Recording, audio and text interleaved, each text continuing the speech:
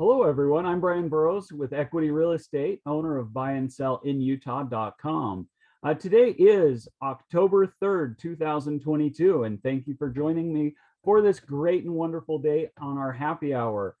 Today, we're going to talk a lot about real estate and what's going on. There are definitely some changes going on. As many of you have kind of seen in the market, it's definitely now changed into a buyer's market, but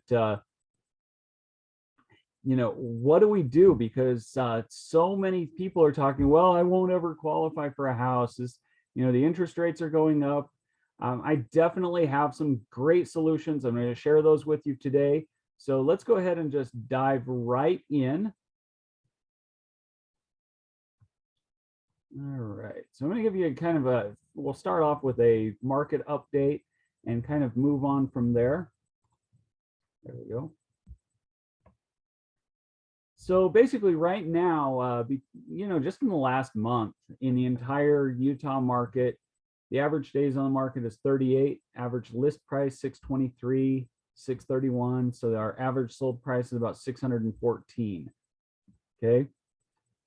That's definitely a different way that things are going. We used to see the average list price be about, even in January this year, was about $2,000, less than what the sold price is. So with the changes of the interest rates, we are clear up. We're seeing interest rates all the way up to 7.5% right now, which definitely changes some stuff. That doubles payments over what we were seeing last year. And so that's definitely a cause for concern and a reason that a lot of buyers are not looking. But let's go ahead and take a look just what's going on in Salt Lake alone. So this is Salt Lake County.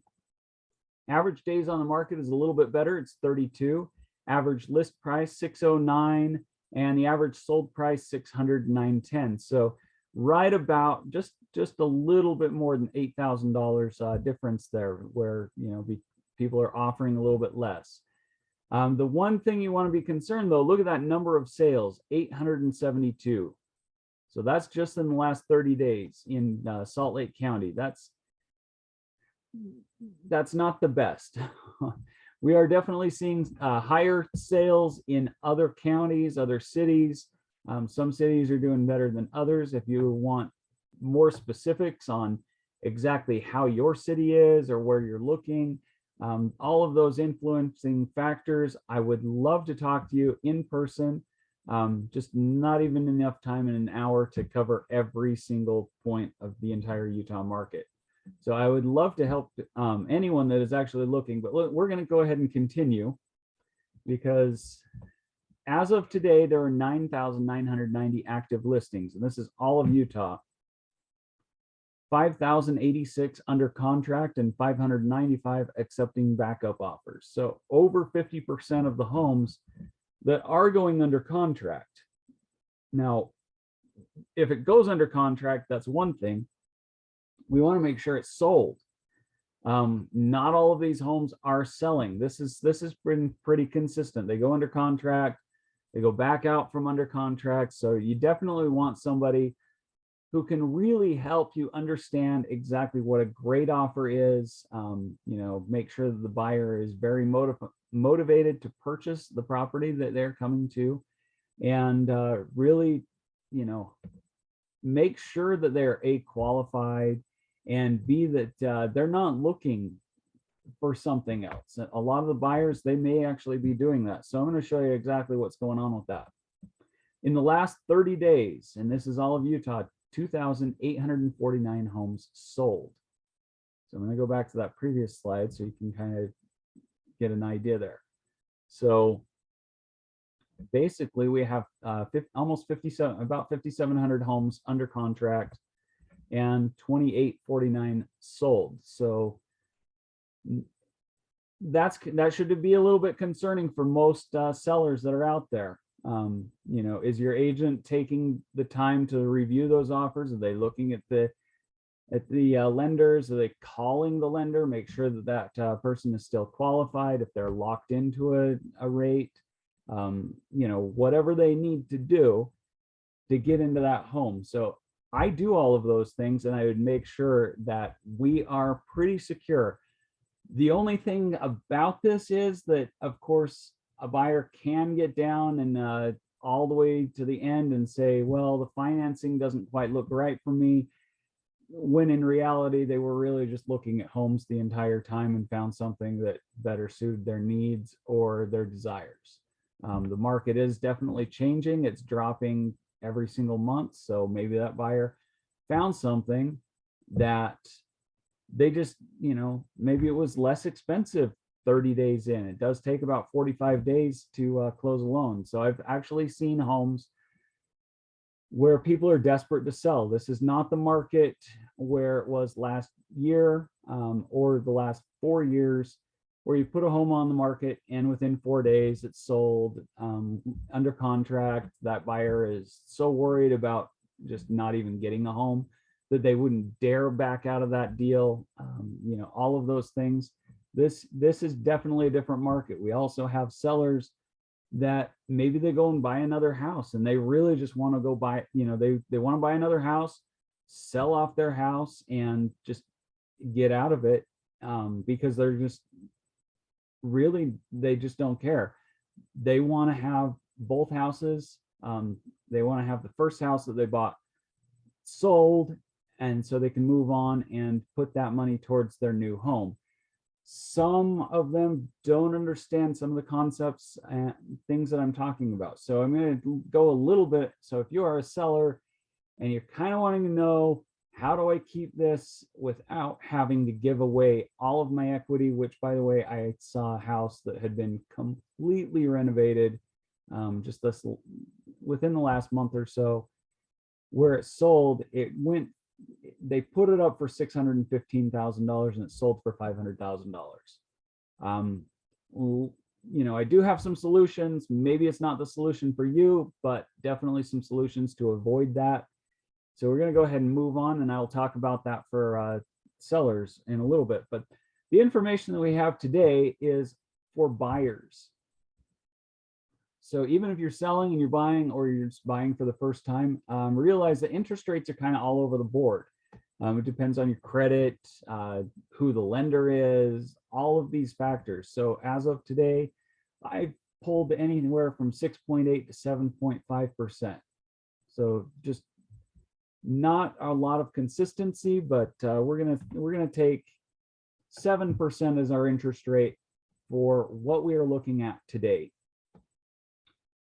So as a buyer, if you were to purchase one of those homes that's $614,000 with 3.5% down at a 7% interest rate, this is what it looks like for you.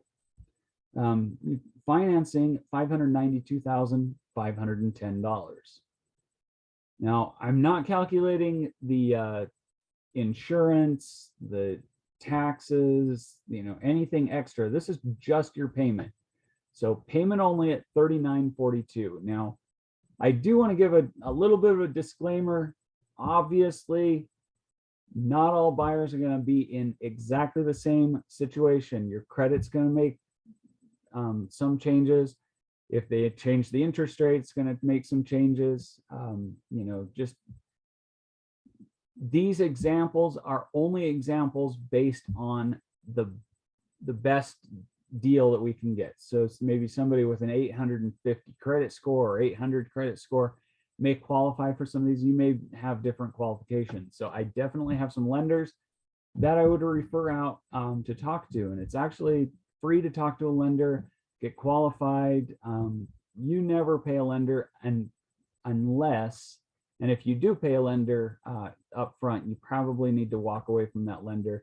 But unless you actually close on a house, that's how they get their money. So if there's a lender that's charging you some kind of a fee up front, you might want to walk away, because there are plenty of lenders out there that'll do, they'll do all this work for free, get you qualified, and try and help you as much as they can to get you into a home. They can also lock in the interest rates and a lot of these other things that I'm talking about today. They can also lock that in, so you're guaranteed for a specific amount of time.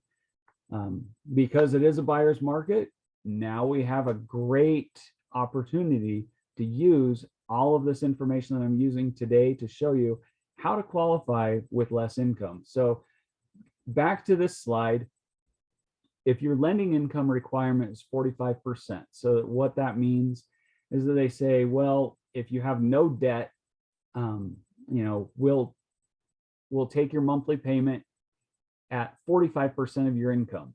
So basically, you need to have $105,120 per year as your annual household income.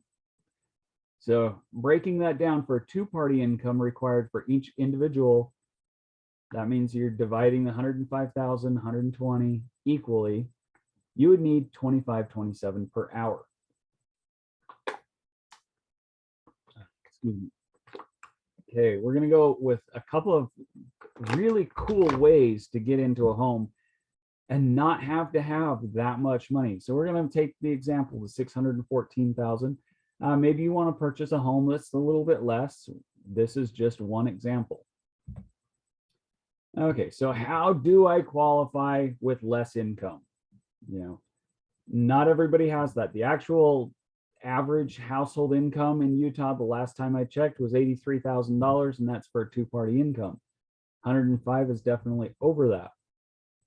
But how do you get into a house qualifying with less? Okay, the first method, ask the seller for money to buy down your points. So basically you're saying, I want X amount of seller concessions. Now, this is a good point where you can talk to your lender and you just ask them, first of all, how much can I buy down? So they'll buy down based on what they call points. And a point is typically 0.25%, so 1/4% of an interest rate. Okay. There may be some lenders out there that'll do 100% of your points, so all 7% of your loan, but most will do about 4 points, so 1%. So what does that even mean? Okay. It really depends a lot on factors as far as buying down those points. So a buy down would be, let's say somebody has a $614,000 loan and the 592 is financed. Okay, what do we need to do to get that down? It actually depends on several factors. The first factor is, of course, your credit score. So how you deal with credit, they want to look at that. They'll give you a better buy down if you have a better credit score. So that's one thing you want to kind of take care of, and I can point you in the right direction to help fix those things. Okay. Other factors that are outside of your control could be time of day. They, depending on how many loans they've actually written that day, they may do several loans, or they may do a few loans and then say, oh, we need to figure out a way to make this more attractive to some buyers. We'll offer a buy down. So the average that I've kind of seen, and this is definitely not going to be an accurate point for everybody, right? But I've seen them all over the board. So let's take it at $5,000 per point, okay? Which I have actually seen less than that. I've seen a full, 1 point, which I saw a one of these loans. They actually bought down a similar loan to this, what we're seeing here, at $1,200 per point, which is great because for less than $5,000, they bought down an entire percentage of interest. So it really depends upon a lot of those factors. But let's say we buy down 4 points. It's going to cost $5,000 per point, so that's going to bring you down to a 6% interest rate. We're going to ask that seller for $20,000. What's going to happen is the sellers are looking at this and saying, I can't sell my house. They want to drop the price. They want to drop the price a lot, but they don't always want to drop it too much. I'm not sure why some of them would drop it down 100 grand if they give you 100 grand to buy down points and your lender would, go crazy with those points, that'd be great, because then you'd have a 0% interest loan, and you can move on with a really low payment. But ifs and things like that, we can only guess about how much this is going to be. So the best thing to do is actually to contact me. I'll get you in touch with the lender and definitely get you into a program where you can see what that buy down looks like. They also lock in those buy downs for a certain amount of time. So usually about 45 days. So, 45 to 60 days, giving you plenty of time to go find a house, put it under contract and close and get the whole deal taken care of. But just as an example, 592,510 financed at 6% instead of 7%. Go back to the 7% slide. Remember, it's 39.42. Okay, now your payment's only 35.52. So if your lending income requirement is 45%, now your minimum income for this home is 94,720, which means it's a little bit less. You need $5 per hour less, $22.77 per hour. So a little bit more affordable for more people, right? I'm going to show you another awesome technique. Now, this one, okay, you can buy a home with an accessory dwelling unit, a mother-in-law apartment, or just buy a duplex and live in one side of it. Okay, this is definitely not the way that everyone wants to buy a home. You're giving up part of your living space. So, if it's a 6-bedroom home and you're renting out an entire basement and they have equal amounts of space, you just turned in your 6-bedroom home into a 3-bedroom home. But here's the cool part. Many lenders will accept 75% of the rental income as part of your household income. Now, for those people who are asking, why only 75%?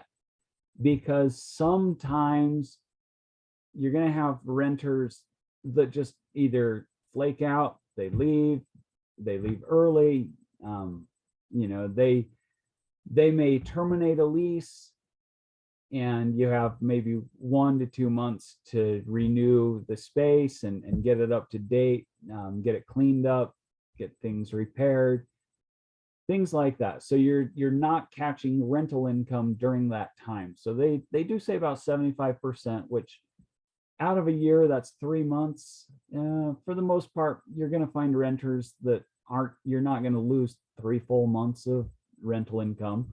And I actually have a great system that I can go into, tap into, and tell you exactly what a home in a specific spot will rent, well, what it should rent for based on the market. So it basically pulls all of the rentals that have been recorded and says, this is what this much rent, let's say it's a 3-bedroom, 1-bath rental.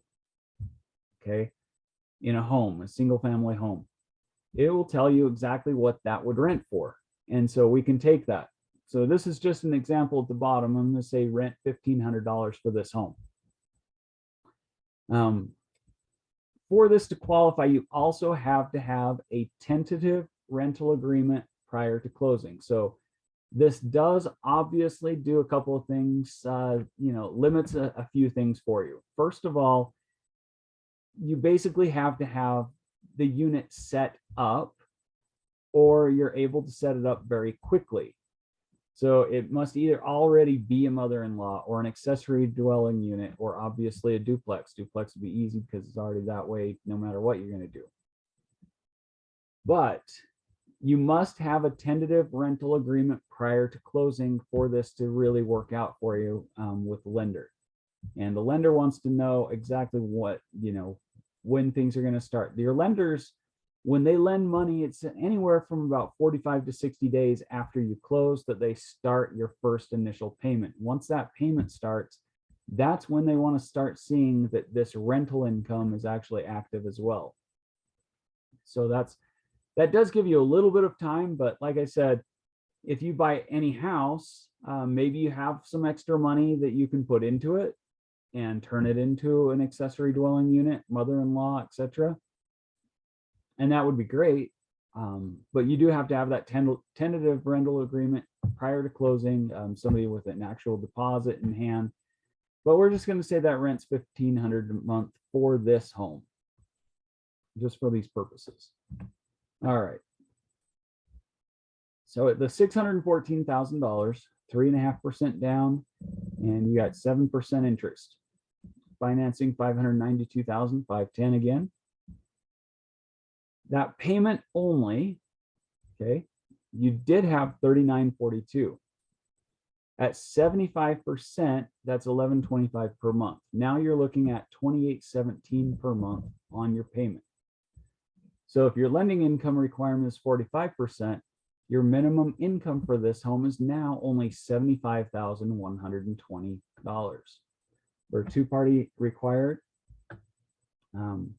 each individual would only have to make $18.05 per hour. Much more affordable, you guys. I mean, how many people would rather have this same house, $614,000 house, even though they don't have that extra space? Maybe it's a full house and you got another house in the back.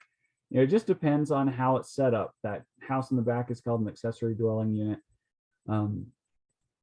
You know, you can rent that out, collecting, you know, income. So we do definitely have to talk about what the size is, et cetera, et cetera, et cetera. So I'd love to talk to you about numbers, but we're going to go through one more example on this,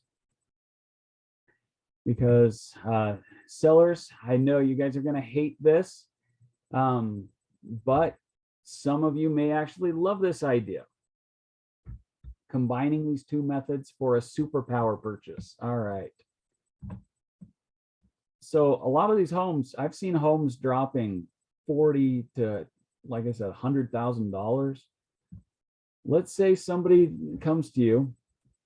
So this is for all you buyers, and then sellers just realize that maybe this buyer is coming to you asking for this. They want to buy down those points. So they're saying, hey, can I get the seller concessions? You know, I want seller concessions of $20,000. And they may, you know, we may just put down specifying it's to buy down the points for the interest rate to qualify for the loan. So then they realize, well, if I want to sell this home to this individual, I will have to do this because this helps them with that loan and that helps their qualification. All right. So your payment only, okay, with a 6% interest is $24.27. Okay. We're looking at the $11.25 for your rental income. Now, if your lending income requirement is 45%, your minimum income for this home is now $64,720. For two-party income, so splitting that amount equally, that $64,720, now you only have to make $15.56 per hour. If you don't make $15.56 per hour, I actually have a whole list of companies that will hire at minimum $15 per hour. So maybe it's not the $614,000 home, maybe it's a $500,000 home or $550,000 home. But with this, you can actually qualify to get into a home of your own, actually having you know, money going towards the home, and, you know, later on in the future being able to purchase something else with the equity that's in there. I mean, how many people would not rather have this plan than just going out looking for a home that they qualify for? Let's make it so that you can qualify. You know, this is definitely a trying time for a lot of people, and without the right lender, without the right agent, you may be lost. You know, so I would love to talk to you. If you guys have any questions about this, you want to talk my ear off, that's fine. You know, want to see kind of some more scenarios specific to the areas that you may be looking at, the areas that you may be selling in. I would love to help you, give you an idea exactly how things are moving in the real estate world. I am Brian Burrows. I'm with Equity Real Estate, solid And my phone number is 801-920-9343.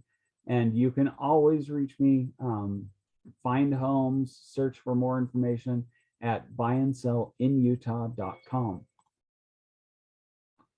Okay, and I will be on next week. Please check my website. Also check my Facebook page. That's where I post all of my Zoom links and my other information. Next week, we're actually going to talk a little bit more about the market, what's going on, and just some other information. Things are most likely going to change. The interest rates are plan on going up, guys. They've already told us that the Feds are definitely going to push a little bit more for what's going to happen in the market. But next week, I really want to talk about trusts and how to protect your home, making sure that your home is protected, your loan is protected, et cetera, et cetera. I've seen a lot of deals with trusts that have gone bad, and I definitely want to help you guys out to make sure that, if you're thinking about a trust, you definitely want to tune in next week just to see the information, make sure that you do a trust correctly and that it's going to benefit you. You definitely don't want it to be a detriment or to have any information that would cause any problems in the future or in the immediate future. So again, love you guys to come on by, check out my Facebook page, just facebook.com/Brian Burrows Realtor. Okay, we'll see you next week.